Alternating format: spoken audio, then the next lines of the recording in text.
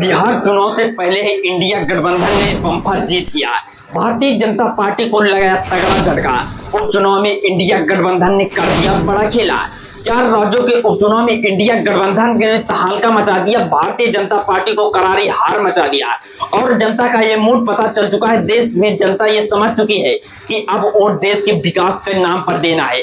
राजनीतिक में आकर अपने अमूल्य वोट को अस्तित्व बर्बाद नहीं करना है।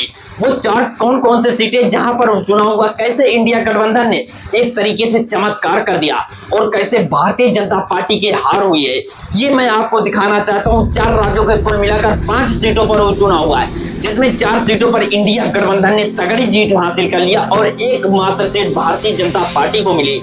एक तरीके से अगर 5 सीटें में से 4 सीटें इंडिया गठबंधन को मिली, तो इसलिए मैं कह रहा हूं इंडिया गठबंधन ने चमत्कार कर दिया, भारतीय जनता पार्टी को हार कर दिया।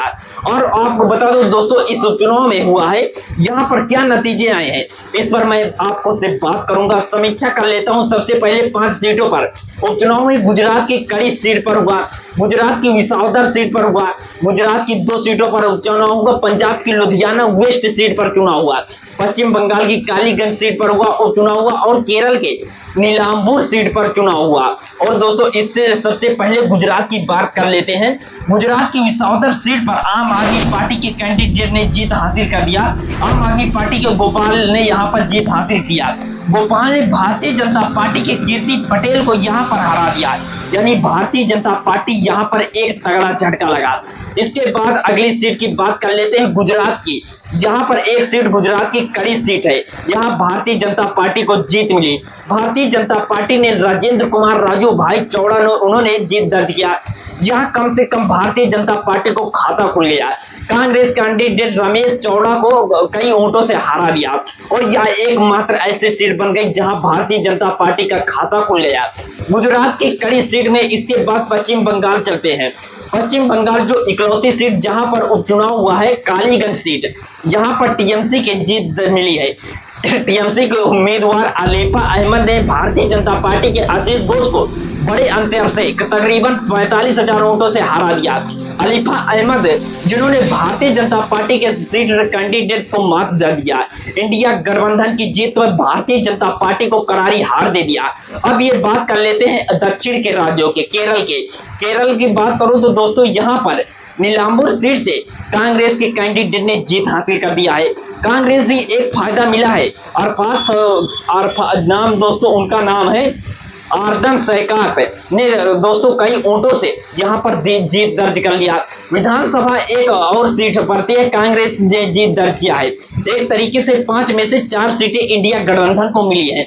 अब पंजाब लुधियाना वेस्ट सीट की बात की जाए तो पंजाब की लुधियाना वेस्ट सीट पर आम आदमी पार्टी के कैंडिडेट संजीव अरोड़ा ने जीत दर्ज किया है। संजीव अरोड़ा ने कई वोटों से कांग्रेस को अच्छी खासी जीत दिलाई है।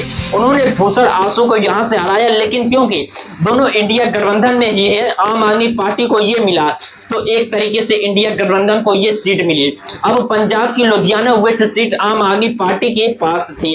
इस चुनाव में केजरीवाल को कैसे फायदा मिल सकता है, इस पर भी मैं बात कर लेता हूं। केजरीवाल का राज्यसभा जाना यहाँ के इसके रास्ता खुल सकते हैं। पंजाब की लुधियाना सीट आम आदमी पार्टी के पास थी।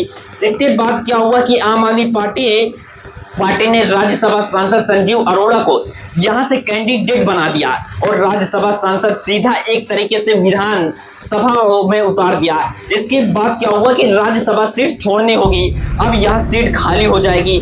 यहां आम आदमी पार्टी के अरविंद केजरीवाल पंजाब से राज्यसभा भेज सकती है और खबर ये सामने आ रही है कि ऐसे में इसका फायदा आम आदमी पार्टी को मिल सकता है, इंडिया गठबंधन को भी मिल रहा है और भारतीय जनता पार्टी को यहां सोचना पड़ेगा कि अगर 5 सीट पर उपचुनाव हुए, इसमें से सिर्फ हमने 1 सीट जीत दर्ज किया, यानी इंडिया गठबंधन का चमत्कार और भारतीय जनता पार्टी का करारा हार हो गया है।